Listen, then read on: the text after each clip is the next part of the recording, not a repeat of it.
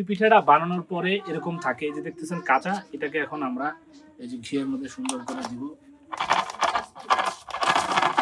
এই যে চলে গেল, মাশাআল্লাহ। আস্তে আস্তে আস্তে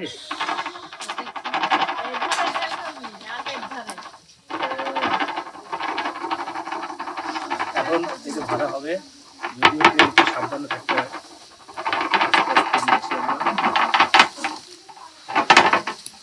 ব্যাস হয়ে গেল।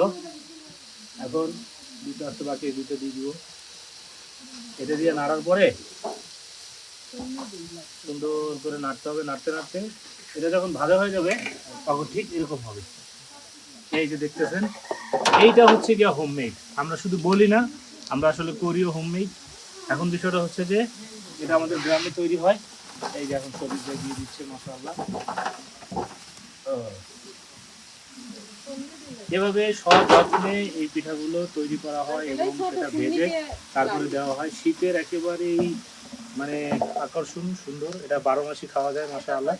এবং এটা মানে হাইজিন মেনটেন করে তারপরে তৈরি করা হয়, যা আপনাদের পরিবারের সবাই খেতে পারবে, ছোট থেকে বড় সবার জন্য এটা খুব সুস্বাদু একটা খাবার।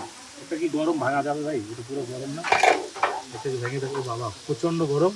বাট এই যে দেখেন, তৈরি হওয়ার পরে এরকম হচ্ছে, এটা প্যাকেট করে সুন্দর প্রিমিয়াম প্যাকেটে চলে যাবে আপনাদের কাছে।